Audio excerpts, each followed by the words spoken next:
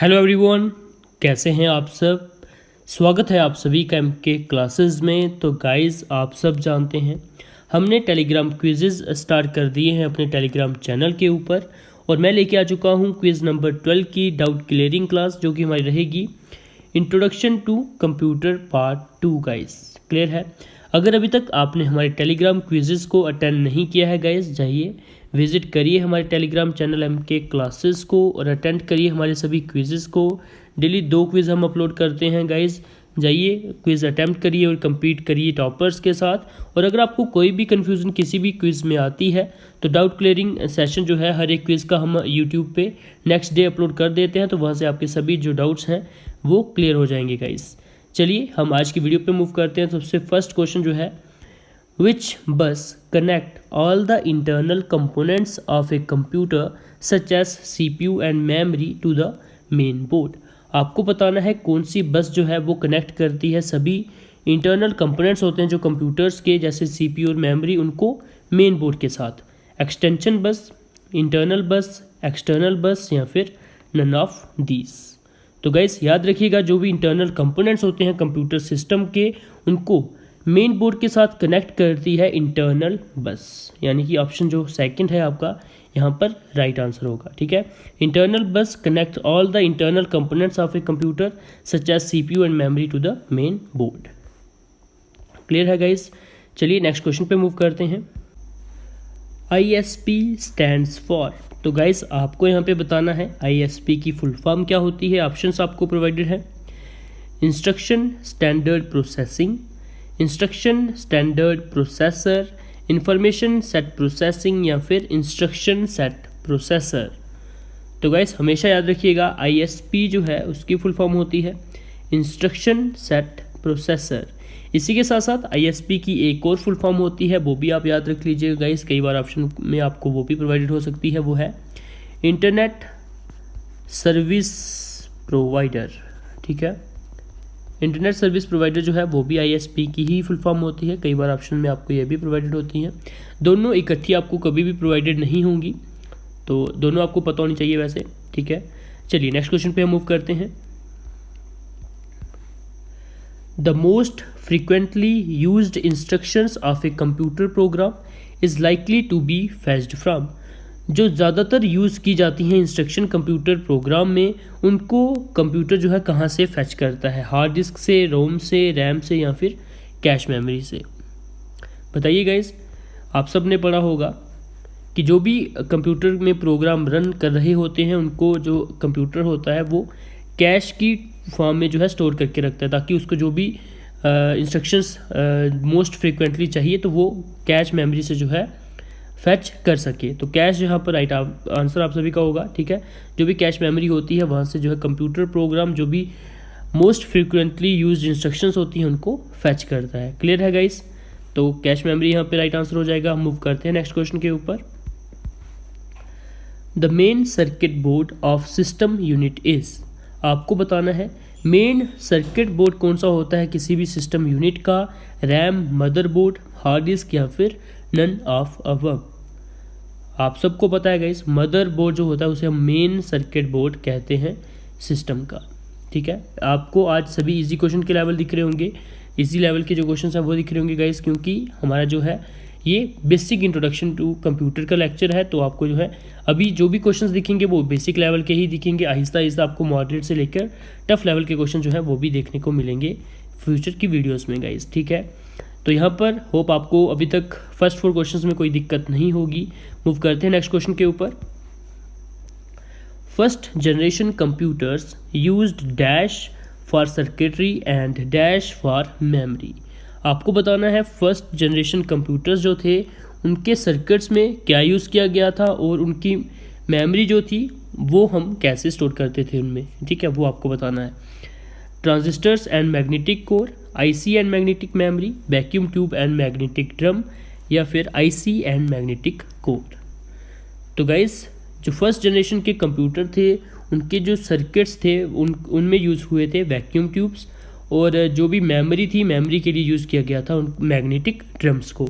तो option number 3 जो है वो आपका राइट आंसर होगा, यानी कि first generation computer used vacuum tubes for circuitry and magnetic drum for memory. Clear है गाइस। ऑप्शन नंबर थर्ड जो है यहाँ पर आप सभी का राइट आंसर होगा।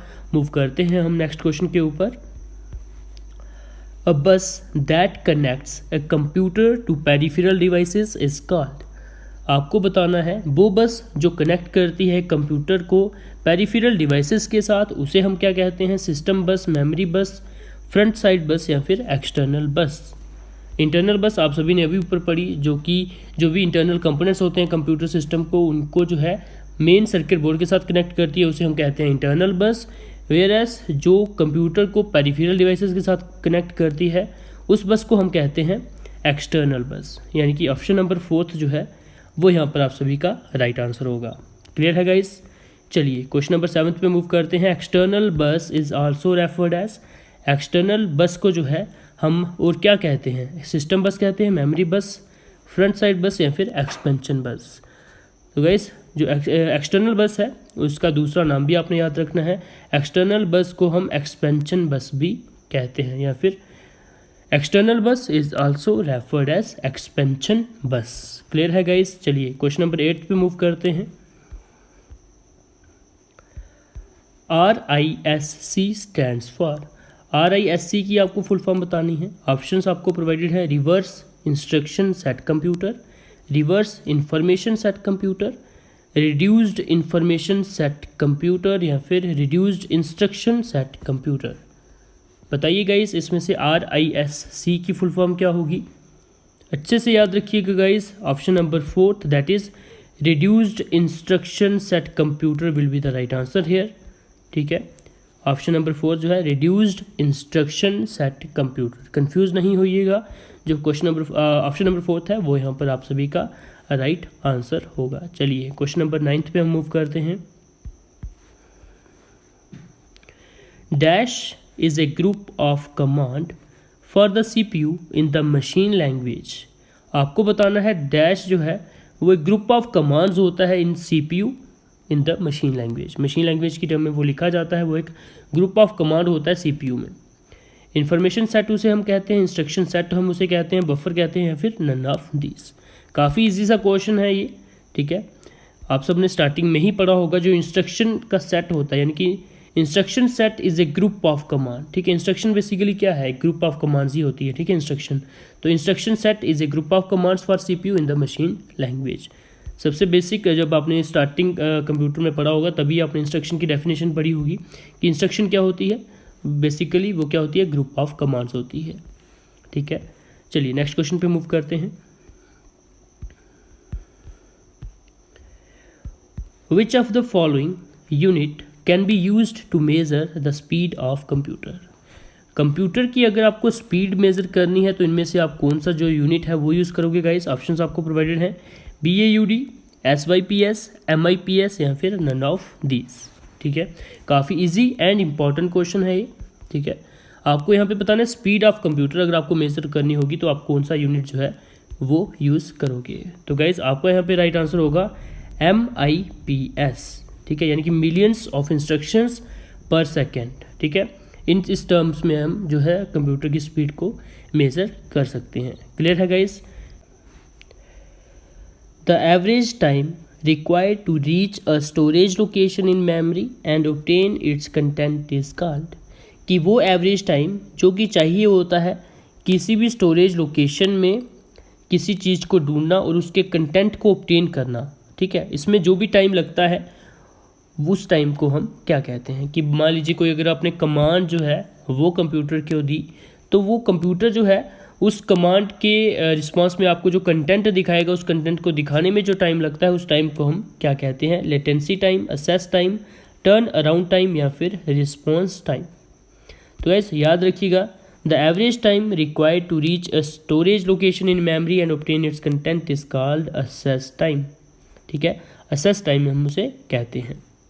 क्लियर है। चलिए नेक्स्ट क्वेश्चन पे मूव करते हैं। द पैटर्न, काफ़ी इजी क्वेश्चन है ये। The pattern of printed lines on most products are.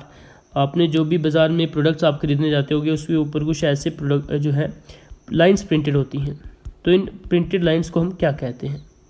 OCR, prices, barcodes या फिर नन ऑफ अबव। काफ़ी इजी सा क्वेश्चन है। बार कोड्स हम उन प्रिंटेड लाइंस को कहते हैं, जो पैटर्न होता है प्रिंटेड लाइंस का उसे हम कहते हैं बार कोड्स।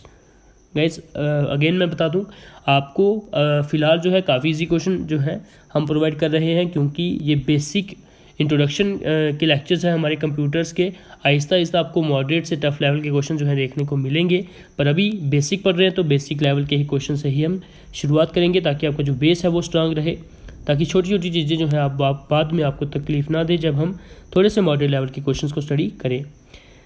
MICR स्टैंड्स फॉर, अब आप बताओगे MICR की क्या फुल फॉर्म है guys? Magnetic ink colour recognition, magnetic ink code recognition, magnetic ink computer recognition, या फिर मैग्नेटिक इंक कैरेक्टर रिकॉग्निशन। काफ़ी इजी सा क्वेश्चन है ये भी, मोस्ट ऑफ द स्टूडेंट्स ने इसका राइट आंसर भी मार्क किया होगा। तो इसका जो राइट आंसर है गाइस वो है मैग्नेटिक इंक कैरेक्टर रिकॉग्निशन। ठीक है, याद रखिएगा MICR stands for magnetic ink character recognition. चलिए नेक्स्ट क्वेश्चन पे हम मूव करते हैं। Which unit is use to measure the speed of printer. चलिए, प्रिंटर की स्पीड अगर आपको मेज़र करनी है तो इनमें से आप कौन सा यूनिट यूज़ करोगे guys? DPI, CPM, RPM, PPM, या फिर नन ऑफ अबव। काफ़ी सिमिलर जो है आपको यहाँ पर ऑप्शंस प्रोवाइडेड हैं, तो कंफ्यूज नहीं होइए। राइट आंसर यहाँ पे आप सभी अपना मार्क करिए। आपको यहाँ पे बताना है प्रिंटर की अगर आपको स्पीड मेज़र करनी है तो आप कौन सा यूनिट यूज़ करोगे? तो यूनिट जो आप यूज़ करोगे गाइज वो होगा PPM। ठीक है, PPM स्टैंड्स फॉर पेजेस पर मिनट। ठीक है, कितने पेजेस पर मिनट जो है प्रिंटर प्रिंट कर रहा है, इससे आप जो है स्पीड का अंदाज़ा लगा सकते हो या स्पीड मेज़र कर सकते हो किसी भी प्रिंटर की। किससे? PPM से, यानी कि पेजेस पर मिनट। क्लियर है गाइज? चलिए नेक्स्ट क्वेश्चन पे मूव करते हैं। That is the last question. A joystick is primarily used for. Joystick जो होती है वो प्राइमरली किसके लिए यूज़ की जाती है? ज़्यादातर किसके लिए यूज़ की जाती है? टेक्स्ट को प्रिंट करने के लिए, पिक्चर को ड्रा करने के लिए, कंप्यूटर गेमिंग के लिए, या फिर नन ऑफ दिस। काफ़ी इजी से क्वेश्चन है। नन जो है कंप्यूटर गेमिंग। ठीक है, ऑप्शन नंबर 3, यानी कि कंप्यूटर गेमिंग के लिए आप जॉयस्टिक का यूज़ करते हो। अगर आपने गेम खेली होंगी कंप्यूटर के ऊपर तो आपको पता होगा। ठीक है, तो कंप्यूटर गेमिंग के लिए जॉयस्टिक का यूज़ करते हैं गाइस। तो ये थे हमारे 15 क्वेश्चन जो कि हमारे टेलीग्राम क्विज नंबर 12 आपने जो कल अटेंड किया था गाइस, उसकी एक डाउट क्लियरिंग क्लास थी। अगर आपको किसी भी क्वेश्चन में कन्फ्यूज़न थी तो होप उसकी जो कन्फ्यूज़न जो है आपको क्लियर होगी। तो मुझे नहीं लगता इसमें कोई कन्फ्यूज़न किसी को भी आई होगी। वैसे काफ़ी ईजी से क्वेश्चन थे। अगर आपको वीडियो पसंद आई हो गाइस तो इसे लाइक एंड शेयर ज़रूर करिएगा। और अगर आप PDF डाउनलोड करना चाहते हो हमारे सभी लेक्चर्स की, तो आप हमारे टेलीग्राम चैनल MK क्लासेस को ज्वाइन कर सकते हैं गाइस। MK क्लासेस को ज्वाइन करिए, हमारे सभी PDFs को डाउनलोड करिए जो भी हमने लेक्चर्स आपको यहाँ पे प्रोवाइड किए हैं।